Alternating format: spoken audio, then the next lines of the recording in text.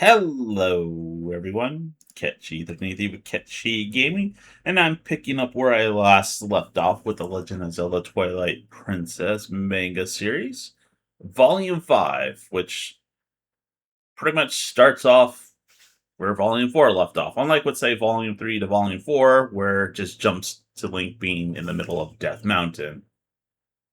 Surprisingly, the manga is actually pretty in line with what happens in the game. Just like the game, Zant is right in the same chamber with Link and Lanayru. Several pages in the manga actually align with what's happening in the game. I mean, it's almost a beat for beat, but some of them were a bit out of order. But that's not a really big deal, at least in my opinion. They have Lanayru being absolutely devastated by Zant and Link being turned back into Wolf Link. Link even gets that spike in his forehead that keeps him from transforming back into a human. But part of the course of this manga, it looks absolutely painful in comparison to what's actually happening in the game. And they even have Zant being all creepy, just like he is in the game. But in the manga, he's actually far creepier than he is in the game. And it all accumulates with Lanayru blasting Minda in the face with his light spirit powers. I don't know how to put it. And her more or less starting to die. So the manga takes a bit of a detour here where Lanayru tells Link to take Minda to see Princess Zelda in the castle. They take a little bit of a time to show that she is horribly in pain, which again, par for the course for the manga. So instead of Lanayru telling Link to take Minda to see Zelda, it is now the hero time. Not sure why he altered it in that way, but that's what the author did for the manga. Which eventually has Link going into Castle Town. So when Link goes through Castle Town, at least in the manga, he comes across a character that I guess the writer decided needed to be referenced because reasons. And that particular character is Agatha, the psychotic bug loving little girl who sounds like she's going to enact some form of violence against Link unless he gives her all the bugs he has on his person. Which results in Link having to run from the guards all around the town, eventually making his way into the tavern. Now, this is where it takes a bit of a turn in the manga. So here they kind of take a detour and start going over bits of story that were just completely made up, particularly this part where Zelda was talking to Minda, which I believe was all the way back in Volume 1, where it's implied that Zelda and Minda have been talking to each other through this magical mirror over the course of time. But the manga kind of interlaces these conversations between the two characters and between Link heading up into the castle to see Zelda. So after that flashback, the cat tells Link about the passageway from the tavern into the castle. So I know they pointed out Agatha, and I guess, I don't know, they just liked the character for some odd reason. But they have this guy right here who's cursed by the pose. He doesn't show up at all in the manga. Gathering the pose was a much bigger thing in Twilight Princess than gathering all the bugs. I mean, there's far more of them, but I guess it just wasn't important. And the manga cuts out a lot of the traveling and little bits of gameplay that they had for Link going up to the castle through this particular tunnel. Not exactly a bad thing, because I don't really know how you would do that in writing and not make it boring as hell. Moving right along, Link eventually just makes it to the roof of the castle and all the way back to Zelda, just like the game. And Link just unceremoniously plops Minda down right in front of Zelda. Now, I'm going to have to ask for your forgiveness a little bit here, because you could probably tell when I'm getting towards the center of the book, and it's a little bit harder to scan some of the pages due to the amount of pages on either side and not being able to get that center fold there. But Zelda tells Link about the Master Sword and where to go get it. Nothing different about that from the game.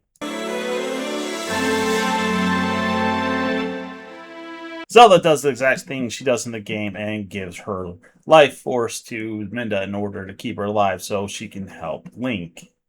With a bit of a change, that being she thinks of her as a friend because of their whole childhood exchanges between the mirrors that weren't in the game, but he added it to the manga for reasons I don't know why. Minda then deals with the realization that Princess Zelda more or less killed herself for her, not understanding why, even though in the previous page of the manga she said she was her friend. Her reaction in the game is far subdued in comparison to that of the manga. And with the realization that Zelda is gone, it's back to Faron Woods. Fast forwarding to the Lost Woods because they don't do anything between actually going back to Faron Woods and Hyrule Castle.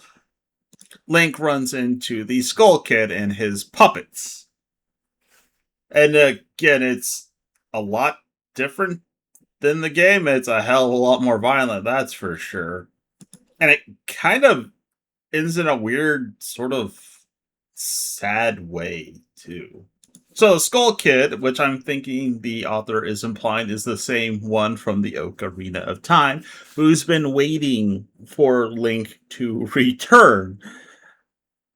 And considering the Link that he's waiting for kind of died, I'm going to have to say that Link in the manga gets it off easy with these statues, not having to do this whole entire puzzle with them. I mean, he just walks right on by. And I'd like to mention, like, if you look on the left side of that panel, it just says he climbs the stairs. Like, this whole entire thing, the way it's written sometimes, is just like, okay, well, why'd you need to add he's climbing stairs? We can see him on the stairs. On top of that, the manga makes the stairs look like they're 50 feet up.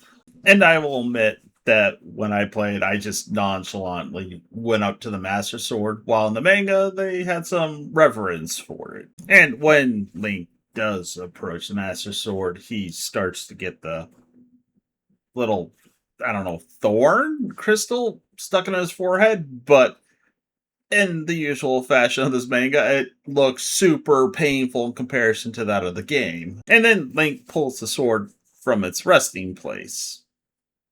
But in the manga, yeah, that's just gonna be a thing. There's a little issue I kind of have with it. So if you look at Link's facial expression and the text, it's like, holy cow, Link looks absolutely evil and sinister, particularly his words. So obvious foreshadowing that's happening here. You're like, why would that happen in a Legend of Zelda anything? That happens, and I will get to it in one of the later volumes. And several of the next panels actually don't help at all. I mean, just look at him. He's like, power. With the Master Sword in hand, Link returns back to Castletown in his human form. And he meets with the various heroes, trying to find out where to go next. So I'm actually going to give the writer a bit of, I don't know, credit for making something completely different than what actually happened in the game. By showing Link reuniting with Russ while we're in the game, right?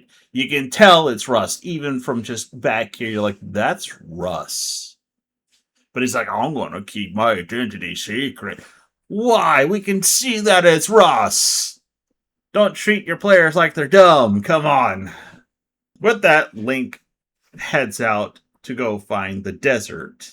And not before we get to see the creepy Mallow opening up a store. I just want to point it out because I think the baby in this game in the manga is just creepy as hell. So a major departure from the game is that they don't have the cannon from Lake Hylia to shoot him to the desert. Nope, he just walks there, no cannon whatsoever. So I want to remind people back all the way in Volume 1 that Link came from a village that was on the border with the desert and the rest of Hyrule. They were supposed to be there to guard the prison until Link accidentally zapped everybody into a black hole by grabbing a sinister black sword because reasons. So, fast forwarding through a whole bunch of stuff that they just didn't have in the manga, like the whole entire battle with the camp outside of the prison. Link just gets to walk up to the prison in the manga. No battles, no navigating the desert, particularly with those annoying plants. Now, there's one thing that I am a bit surprised is they covered a mini boss battle from the dungeon. Um, they didn't do that with any other dungeon, just this particular guy for some odd reason. I'm not entirely sure why Death Sword was so deserving as to be featured, unlike every other mini boss in the game, but yes, this particular mini boss was shown. And then Link engages in the fight with the Stall Lord, again, getting it off easy in comparison to the player, getting to actually cut things to pieces with a sword versus having to try and aim for it with the top. I'm just going to call it a top because it reminds me of a top. I'll just call it a top.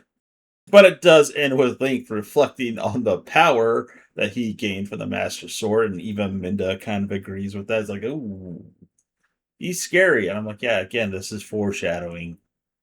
And then there's the scene where you get to find the Twilight Mirror and that it's been broken.